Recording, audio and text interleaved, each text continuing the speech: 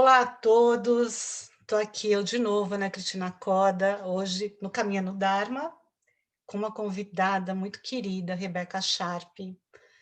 A Rebeca também é mais uma querida amiga de Sangha, né, uma irmã de Sangha, e como ela tem tido uma trajetória muito extensa e muito pouco peculiar, tanto na vida dela, quanto no Dharma, no caminho dela do Dharma, que eu acompanho já no mínimo 10 anos, né, Rebeca? Sim.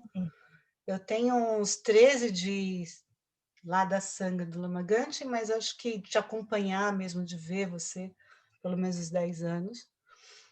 E é um caminho bem interessante, um caminho prodigioso mesmo. Mas eu prefiro que a Rebeca conte um pouquinho sobre ela, e assim a gente vai entrando no nosso assunto de hoje, que a gente gostaria muito de falar sobre a importância e a transformação que a prática, né, a prática realmente diária, ela pode trazer na vida da gente, né.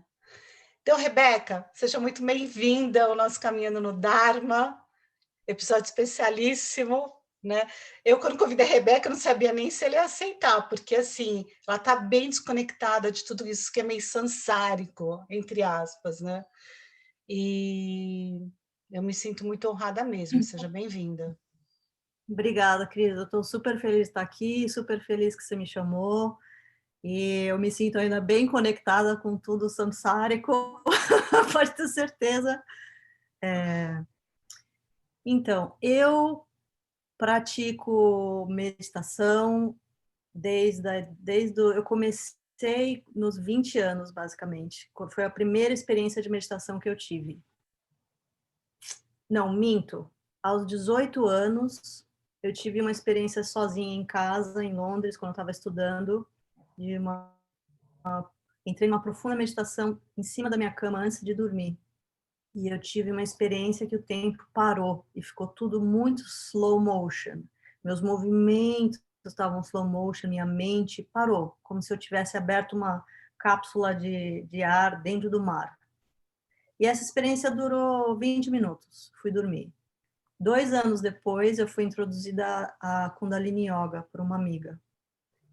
Na época, eu fumava cigarro, comia carne, não tem nenhum problema com essas coisas, não julgo nada disso, isso não é nenhum impedimento para nada nessa vida. Mas eu, na minha ignorância, falei para minha amiga, não posso fazer Kundalini Yoga porque eu como carne e fumo cigarro. E ela falou, não, vamos. E a gente foi, era uma classe minúscula na sala dos mestres, cabiam 3 pessoas só. E eu comecei aí e tive experiências de meditação profunda lá. Às vezes de noite eu me encontrava na frente da casa dos professores, sentada na calçada. E uma dessas noites eu estava sentada na calçada e ele abriu a porta. Esse professor morreu, ele morreu de câncer da próstata muitos anos atrás, e a Bel César que ajudou ele a fazer a passagem. Enfim, naquela noite ele me chamou para dentro, eu sentei do lado dele, eu era super jovem, 20 anos, menino, coisinha, criança. E eu falei para ele dessa experiência que eu tive muitos anos atrás. Eu falei, o que eu quero é manter essa experiência, sempre, o tempo todo. E ele falou, vem fazer aula, eu gosto de você, eu te chamei aqui para sentar nesse banco comigo porque eu gosto de você, vem fazer aula. E eu comecei a fazer mais aulas, fiz o curso de professor, ou seja, no começo da minha vida de abertura ao que era menos mundano, vamos dizer, foi muito físico, muita Kundalini Yoga, muita respiração, muito pranayama, muito exercício, movendo o corpo, chacoalhando o corpo. E eu acho que isso foi muito importante para eu poder relaxar minha mente, para quando eu cheguei no Dharma, mais tarde, com 29 anos, quando eu cheguei no Dharma, minha mente já estava mais acalmada, porque o meu corpo teve a oportunidade de se limpar, se regenerar, soltar, gritar, né, de limpar, porque muita coisa presa lá dentro. Então eu cheguei no Dharma já mais com um pouquinho uma brecha, um pouquinho mais relaxada. eu acho que se eu tivesse sido introduzida ao budismo da noite para o dia, sem nenhuma experiência anterior, eu acho que teria sido mais difícil. Eu nem sei se eu teria continuado, porque assim, eu acho que eu teria a impressão de que era muito difícil Mental. visualizar, cantar em tibetano, os mudras, as cores, os budas, as letras. Eu Oi, Rebs. Deu uma que não travadinha. congelamos, Deu uma congeladinha. Volta. travadeu. Quando eu cheguei no budismo, é, quando eu cheguei no budismo, então É que tem eu muita tive alegoria, né?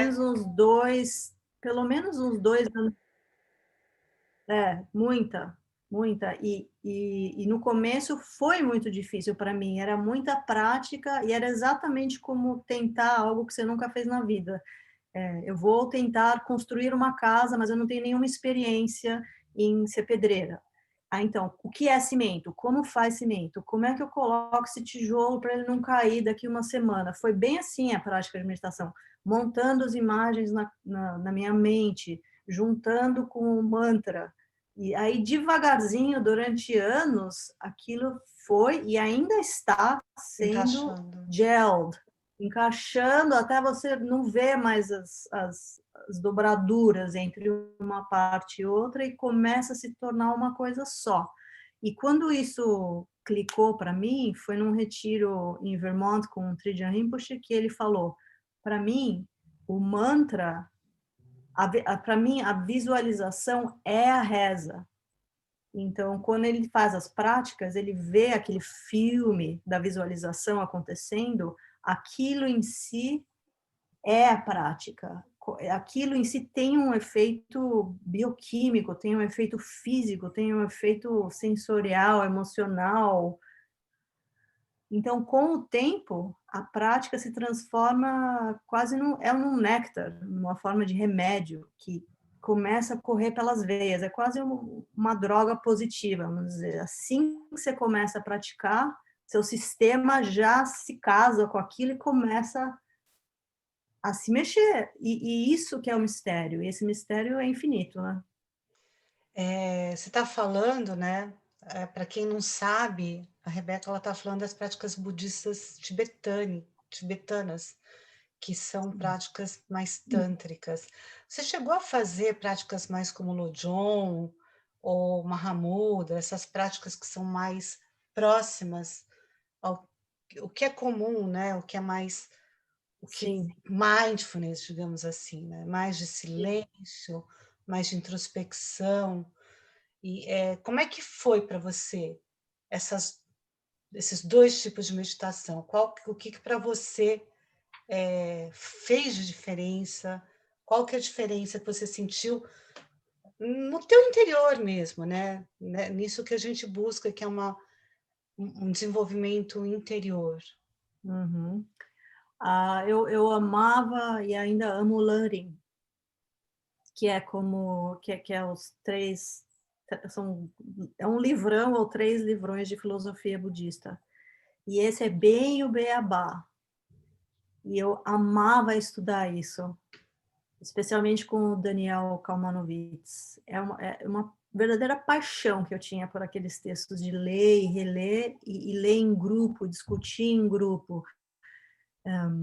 E aquilo, junto com a prática de shamatha, que eu sempre gostei muito, e sempre gostei muito mais que Vipassana, o shamatha, sentar e respirar e sentir o ar entrando e saindo, isso é uma prática que eu faço hoje em dia, todo dia, 20 minutos. Uhum. Essencial, essencial. Silenciar, né? É a base. É. É a base. A gente não faz um show de DJ no final do ano sem ter o palco. E shamatha é um palco. Eu falo que eu chamo de pretinho básico, tipo, você tem que ter, né? Tem que Tem que ter. ter. E o que é mais interessante dessas práticas todas é que não tem fim. Não tem um ponto final. Não Não. tem, eu cheguei, essa pessoa chegou, terminou. porque ela é ungraspable, porque é o tecido da vacuidade que vai nos ensinando e que a gente vai ensinando. É uma relação tântrica que não tem fim, não tem começo, meio e fim. Eu costumo dizer que a meditação, ela é uma prática orgânica, né? E conforme o meditador ele vai se preparando, ela vai abrindo umas novas portinhas. Ela vai te Sim, mostrando coisas que ela não te mostrava antes, né? boas e ruins. Boas e ruins, né? Então, de certa maneira, eu acho que, mesmo não sendo formalmente, ela acaba que conduz a gente para uma mente investigativa. Mesmo não sendo, né? Não tem jeito, ela vai buscar a interdependência das coisas, né? É Sim. meio como o Zazen faz, né? Ele tem aquela prática que engloba tudo, né? Você Uhum. começa sentando e a mente Uhum. vai evoluindo, né? Em cima do seu potencial naquele momento.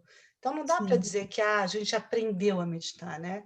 A gente sabe não. como é a técnica, mas é um caminho, né? É um caminho até a iluminação ele está lá, né? A gente está pegando o mesmo caminho. É.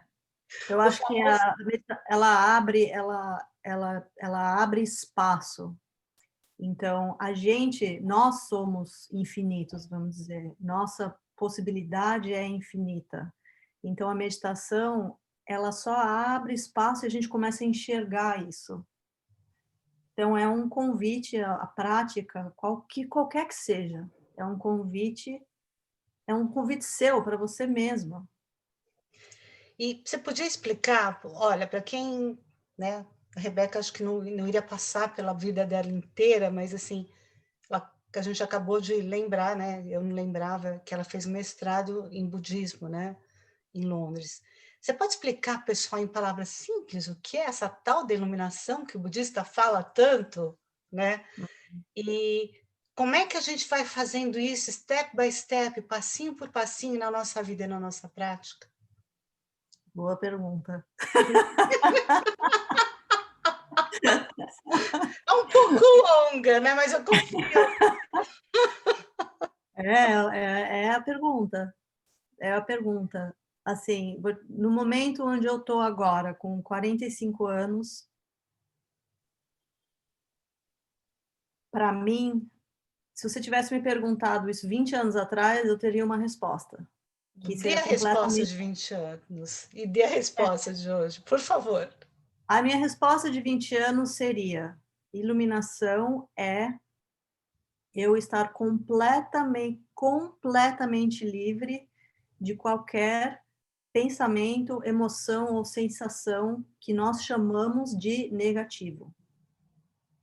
É parecido com o que o Lama Michel fala, eu me sentir bem em toda e qualquer situação, eu estar bem comigo mesma.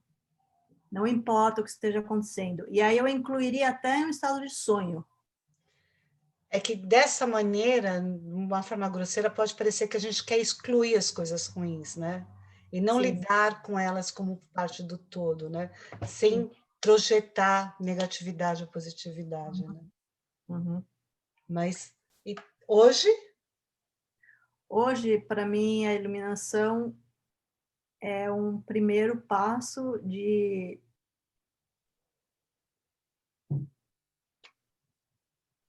é uma humildade, um relaxamento, de respeitar e amar tudo que surge, especialmente dentro de mim mesma. Qualquer sensação interna, qualquer ataque interno que eu possa ter contra eu mesma. Não vamos nem falar ataque externo, uhum, mental. Que eu tenha comigo mesma, se eu consigo, através do tempo, ter espaço e amor e deixar essas sensações estarem lá, porque elas estão lá, e amar elas por estarem lá, eu vejo isso como a iluminação. Isso, para mim, imediatamente me conta que a iluminação é um processo, é como uma flor de água sendo construída através do tempo. e estando no processo, já é a iluminação. E outra sensação que eu tenho da iluminação é, se eu fosse morrer hoje, tudo bem?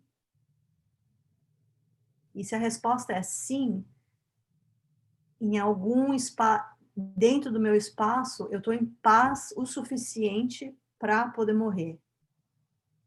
Isso Então, essa é é outra uma parte. forma de iluminação também, né, no nível. É bonito isso, é bonito. Eu acho que torna um pouquinho, porque às vezes a gente cria determinados rótulos, né, que parece que são coisas de engrandecimento, e na verdade às vezes é o caminho contrário, né? Uhum. São processos de humildação, de, né, de você.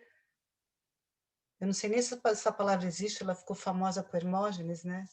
Mas assim, é um processo da gente, é um processo da gente entender que nós somos vulneráveis, né? Que a gente não é. E porque a gente parece que nasce querendo se tornar alguma coisa, né? Uhum. Não é um processo de amoroso. E eu acho que as Não. duas coisas são boas também, né? A combinação dessas duas coisas Uhum. são fazem parte da experiência, né? Porque é aquilo Uhum. que a gente estava conversando um pouco antes, que o caminho, ele não é nada linear, né? Você falou um pouco de que você começou a fazer as práticas porque você queria ter aquele estado, né, legal de tranquilidade que você alcançou, mas não é assim o tempo inteiro, né? Eu brinco que quem entra no caminho espiritual achando que vai se livrar de todos os problemas, tá ferrado, né? Porque é Errado. aí que eles vão vir mais rápido, vão se Sim. multiplicar, entendeu? O famoso karma amadurece mais rápido. Uhum. Então, precisa ter muita resiliência, precisa saber muito bem o que está querendo, né? Como é que você, na sua trajetória, Rebeca, passou por esses, nossa, você já está falando em 20 e tantos anos, como é que você vem construindo isso na sua vida com a prática e vem passando por todos os altos e baixos que a gente. Porque tem hora que a gente pede para. O famoso pede para sair, né? Está apanhando É, mar tá demais esse claro bootcamp para você. para o carrossel que eu estou pedindo para sair. Né? Mas dizem que tem É. caminhos que a gente começa que a gente não tem como voltar atrás. Como é que você passou por tudo isso? Puxa, eu acho que eu passei por tudo isso através da vida comum, através de, acho que como todo mundo, né? Através de dificuldades em relacionamentos, resolução de traumas infantis e traumas de adolescência, tendo o caminho da prática durante esses momentos da vida onde eu estava tendo dificuldade de relacionamento, separação, fazendo terapia profundamente para desenrolar traumas intensivos, tendo a prática durante esses momentos foi algo essencial, mesmo que na minha experiência parece que, acho que provavelmente ainda parece que, e certamente parecia que numa rua eu estava passando por dificuldades na minha vida, e em outra rua eu estava fazendo minhas práticas, meditação e visualizando Vajradhara e gotas e mantras e tudo. É, é isso mesmo, né? Tipo, É, e eu percebo falando com as pessoas hoje que a prática, as práticas têm ajudado muito a todo mundo passar por esse processo, né? sim. Super atípico, super que deixa as pessoas inseguras, né? A gente nunca sabe o que vai ser do dia de amanhã, de fato, né? Em Uhum, diversos aspectos. sim.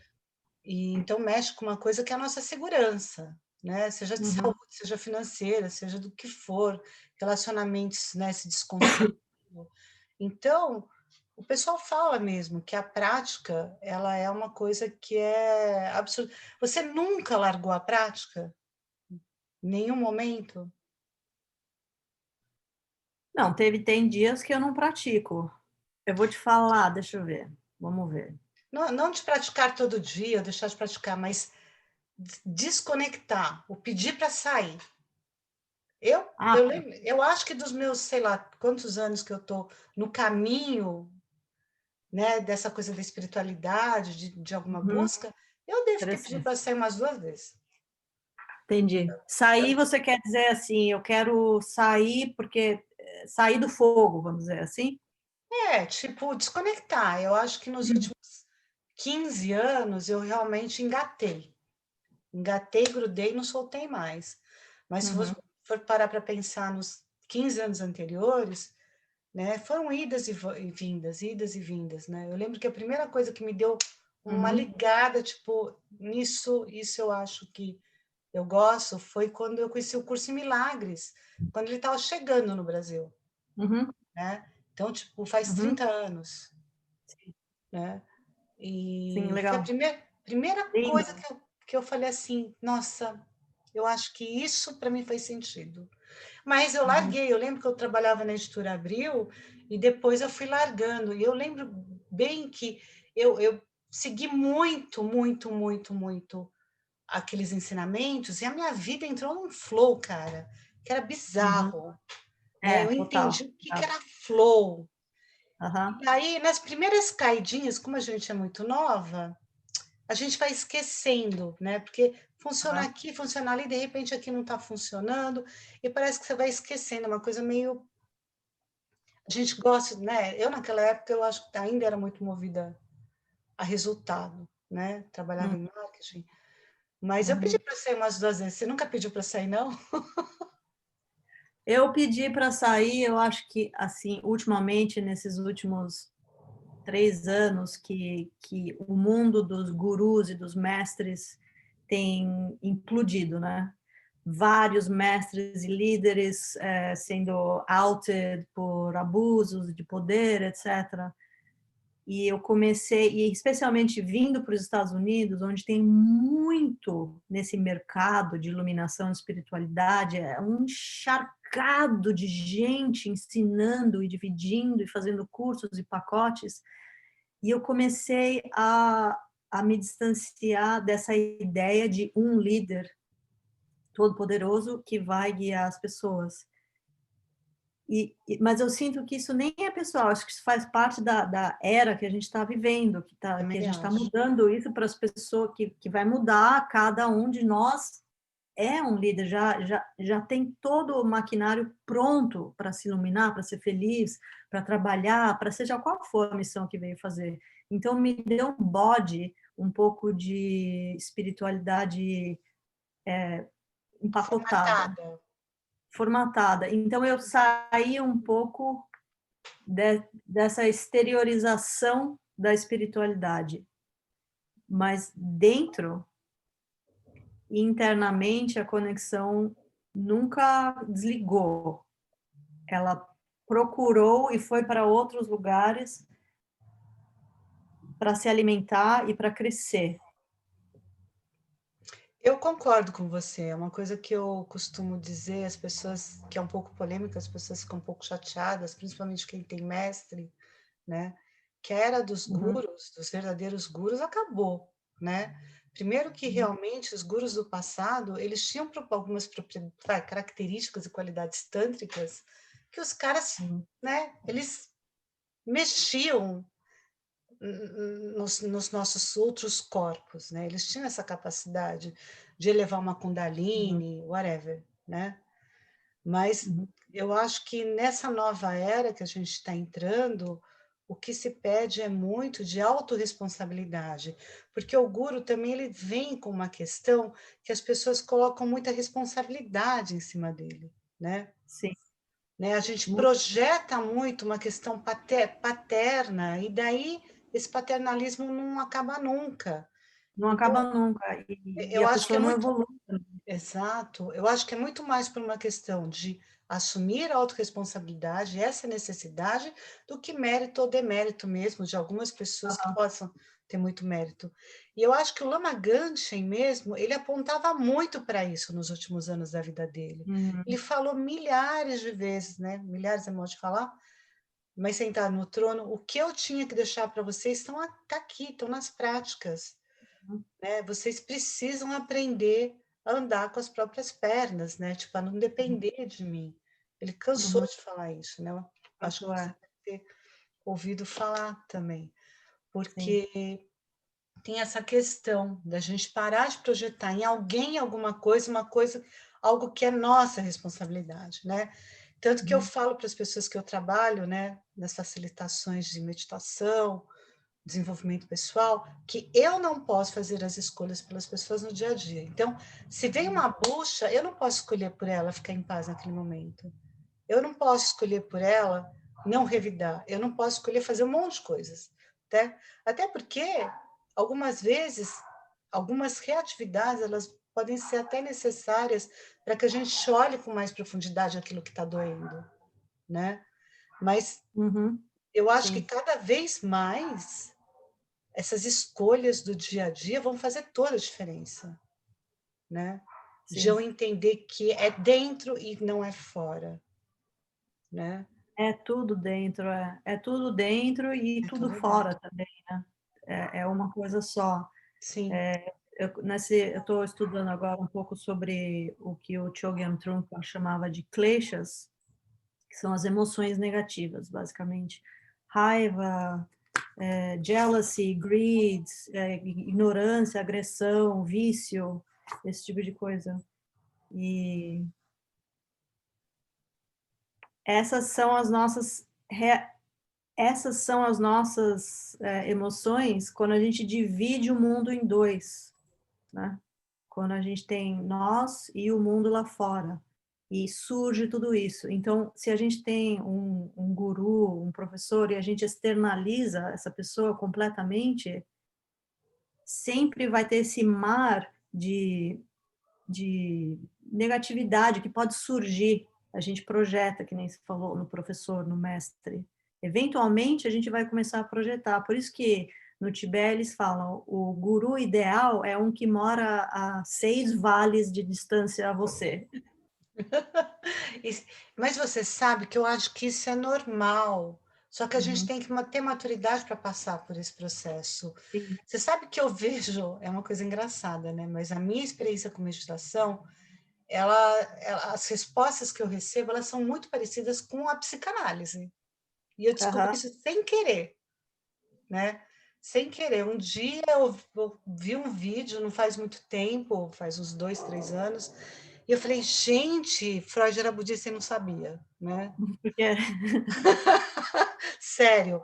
E tem um psicanalista conhecido, né, acho que é Drucker, hum, e eu ouvi ele falando que na psicanálise, esta coisa de você deixar essa projeção, essa raiva vir, ela é sensacional num tratamento, diferente das uhum, outras que são um pouco mais puristas, né, algumas hum. técnicas que não é tudo bom moço, é onde você Aham. está se entregando, é onde você está criando intimidade, é onde você está querendo, né, você está indo para o teu limite, né, Uhum. quando essas agressõezinhas acontecem, né, esses: "Ah, eu não gosto mais de você, você não me trata bem", ou coisa do gênero, né, Aham.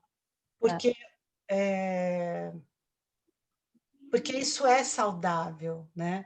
Eu acho, como você Isso falou, existe, faz parte da nossa vida, não é? Acho que às vezes é até antes de saudável, tipo assim, a árvore está no jardim, ela existe.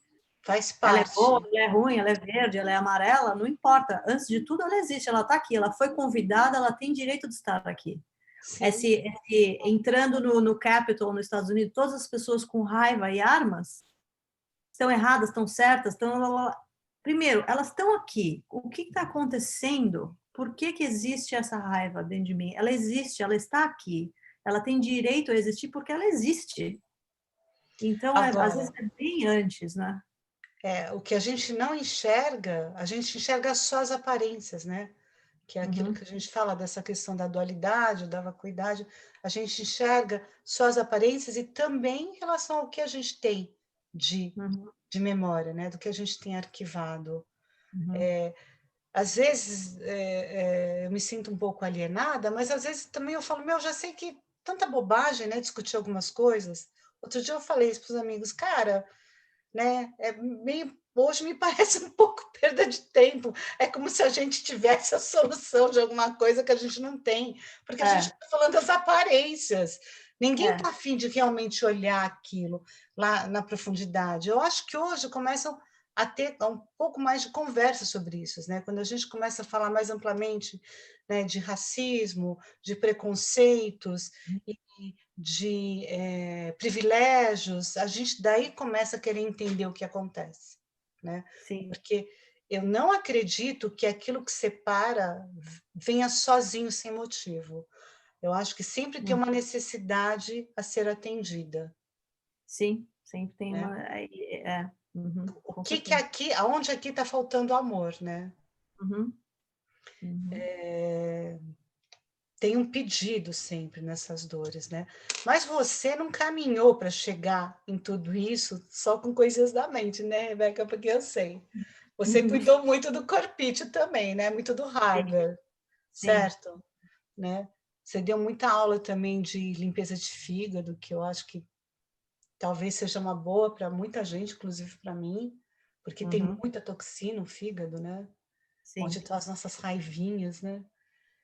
A toxina do fígado é muito louca, porque é raiva, pode ser raios da televisão, celular, mau humor, irritação, tudo isso cria toxina.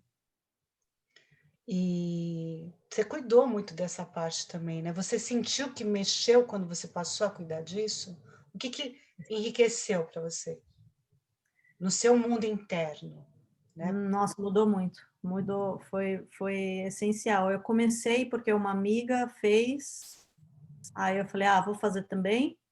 Fiz a primeira limpeza de fígado, eu vi visualmente a quantidade de pedras que saíram do meu fígado e da vesícula, e aí, vendo o visual desses objetos que saíram de dentro de mim, aconteceu alguma coisa no meu circuito olho, sensação e cérebro. Eu falei, nossa, o que mais tem lá dentro? E aí eu comecei a fazer mais e mais, e durante um período de 2 anos, eu fiz 14 limpezas de fígado, até não sair mais nenhuma pedrinha. E nas primeiras 2 limpezas eu senti leveza física, eu sentia que o meu corpo estava mais fresco por dentro. A partir da terceira limpeza, eu comecei a sentir que minha mente estava menos nublada. E menos nublada, menos fog, menos, sabe, que parece um cobertor, às vezes, no cérebro. Esse cobertor foi saindo, saindo. Então, primeiro foi o corpo, depois a mente foi atrás, de ficar mais leve, eu senti mais leveza. E uma outra coisa que a gente conversou também que eu achei, que eu acho que é bem importante, apesar que a gente não precisa fazer tudo, né, em um encontro só, a gente pode Vamos fazer fazer mais, vários. se você me Uhum. permitir, né? Claro. Eu acho que essa vale a gente fazer um encontro todo, né? Para a gente se aprofundar. Mas assim, você trabalhou com muita coisa, você fez algumas, né, transições de carreira. Eu te conheci como assim, você era super cabeção, teu negócio era mente, era estudar, CDF, tal. E de repente você foi passando por uma transformação para o sutil, música. Eu nunca soube hoje que você pintava, na verdade, desde os 18, 20 anos, né?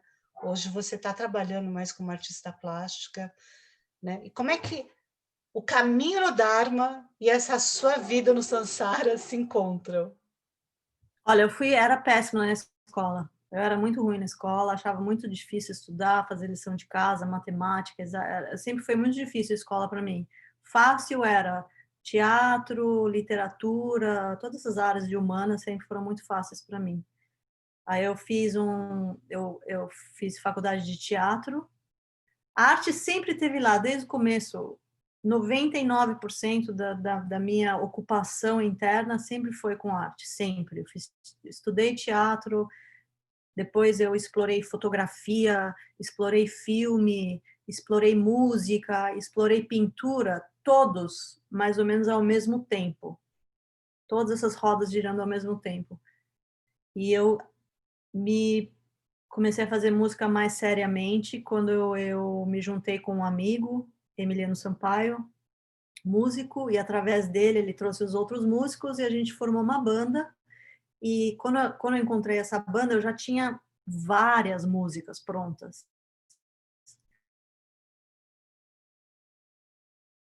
Casa, gravamos um disco, fizemos shows, você foi em alguns, e eu fiz essa jornada de música, de banda, durante uns 2 anos e meio. E nessa época, minha paixão era completamente fazer música. Eu acordava de pijama, já começava a escrever músicas, tocava, ensaiava, criava, a gente ensaiava junto, gravava. Virou meu mundo inteiro fazer música. Durante isso, eu ainda estava fazendo minhas práticas, mas as práticas diminuíram muito quando a música entrou, assim, de frente na minha vida. Antes disso, eu estava fazendo práticas em casa 4 horas por dia, todo dia.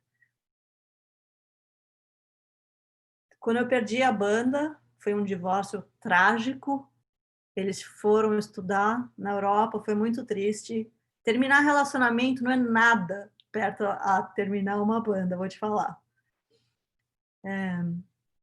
E eu senti essa vontade de pintar novamente, que era algo que eu já fazia desde os 20 anos. E comecei a pintar em casa. Eu estava super fora de prática, porque eu não pintava há anos. Sei lá, uns 6, 7 anos que eu não pintava. E comecei a pintar, pintar, pintar. Eu vinha para os Estados Unidos para visitar minha mulher. E eu pegava um estúdio nos Estados Unidos, em Denver, ficava 3 meses no estúdio trabalhando, pintando, pintando. Aí eu mostrava as obras que eu tinha feito durante esse tempo, voltava para o Brasil, pintava, pintava, pintava.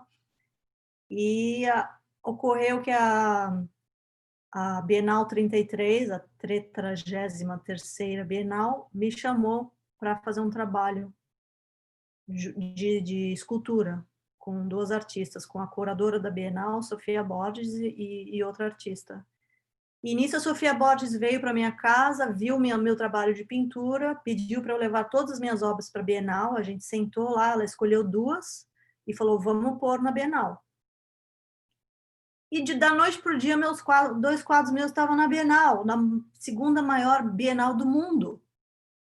E tudo aconteceu como se eu tivesse entrado na padaria e pedido um cafezinho com pão de queijo. Assim, foi algo assim, quase. Eu nem entendi o que aconteceu. Não teve grandes emoções, nada disso. Foi super simples. E depois disso, eu comecei a trabalhar com a Sé Galeria, com a Maria Monteiro, que é dona da Sé Galeria em São Paulo, que é uma galeria incrível, com artistas incríveis, artistas de vários tipos diferentes, é super diversa, politicamente engajada, consciente. Estou muito feliz. E tive minha exposição nessa galeria em fevereiro de 2020, logo antes do corona bater. Aí agora em março eu tenho uma exposição na Bélgica, na Galeria Men's Woods, e aí depois em junho tem a Feira Liszt em Basel. Ou seja, eu estou aqui Virou agora. artista plástica nos Virei últimos anos. artista plástica, tipo, profissional. Então, e daí a gente também estava conversando um pouco sobre isso, né? Como Uhum, que é esse fluxo de você acreditar? Porque assim, é muito fácil a gente cair nas tentações da segurança, né? E etc. Como é que você acha que o teu caminho espiritual, o teu Dharma, te ajudou a você se manter naquilo que você acreditava que era o seu? E óbvio, né, que muito das suas músicas e muito da sua arte, acredito, tenha muita coisa do Dharma ali inserida, uhum, tenha muito essa visão do Dharma, né? sim. Mas como que você confiar um pouco, ter um pouco de fé nas coisas que a gente acredita mais, né? O que a gente quer, assim, uma vida mais saudável, melhor, que a gente possa realmente fazer o que a gente ama, né? Porque não é uma coisa óbvia, né? Não é uma coisa que é facinha, né? Uhum, Independente de divorciar com banda, né? sim. Ela tem uns percalços, né? De que não deixa de ser um exercício de fé, né? Como é que você acha que o Dharma te ajudou a você percorrer esse caminho de se deixar entregar? Porque eu percebi, né? que teve momentos que você realmente entrou num fluxo, né? Você deu Uhum. aula um pouco de espiritualidade, você deu aula um pouco de meditação, e daí, ao mesmo tempo, você foi vendo aonde a coisa ia, né? Como é que é trazer para o Dharma na prática, para a gente entender como é que a gente se relaciona com a vida, assim, com menos sofrimento. Não sei se eu me fiz clara. Super clara. Eu acho que a prática do Dharma te ajuda a estar mais receptivo, a ouvir. Então, te ajuda a ouvir o que está te chamando para você trabalhar com. E a prática do Dharma te ajuda a focar, a te meio que fechar o resto do mundo das distrações para você focar só nesse chamado e entrar numa união bem silenciosa com esse chamado. E é como você entra num fluxo do rio, esse chamado, e você consegue ir junto. E talvez com uma vida onde a gente não tem essa conexão um pouco clara, a gente pode ou não ouvir esses chamados, ou ouvir e desouvir, ouvir e desouvir, ouvir e desouvir, ou ouvir, não gostei, cansei, nessa parte tá difícil, não gostei. Enquanto que se a gente consegue ouvir e realmente confiar e deixar ser levado e sair do driver's seat um pouco e entrar no passenger seat e deixar a sabedoria, o mistério da sabedoria que é essa vida, que a gente não sabe o que acontece, de onde vem, de onde vai,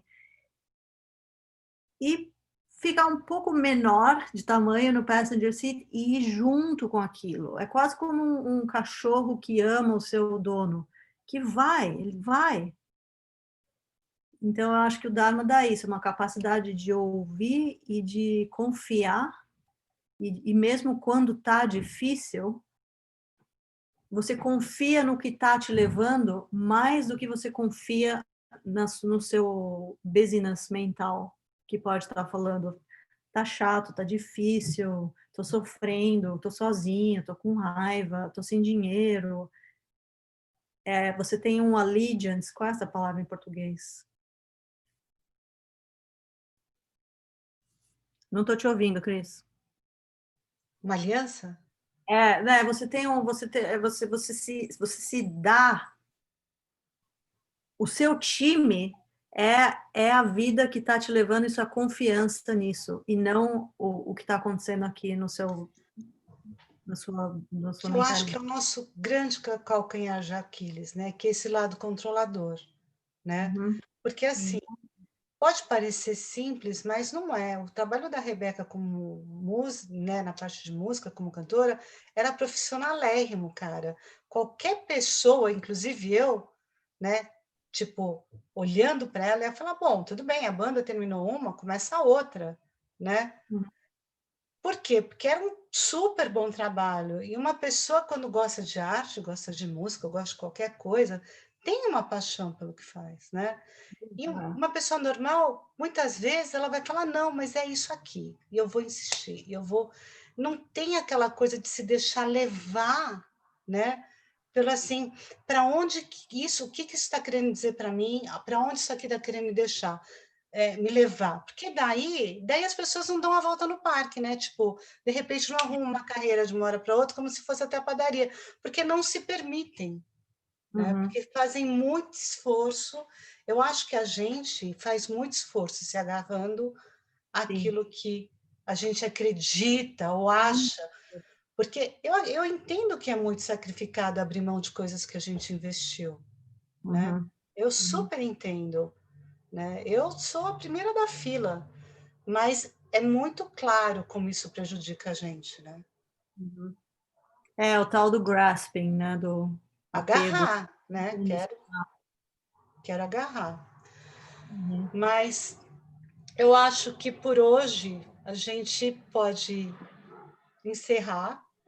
E uhum, a gente estava conversando sobre uma coisa que nós se você topar, a gente continua, né, numa próxima, que é a Rebeca, ela fez uma coisa muito linda, que é sair do mental masculino para um feminino. Quando eu conheci a Rebeca, ela ligava zero para a aparência, gente, parecia um menino, né, com essa carinha bonitinha, mas ela fazia questão de ligar zero para a aparência. Então, eu acho que todas as mulheres e todos os homens estão precisando redescobrir esse feminino com doçura, né?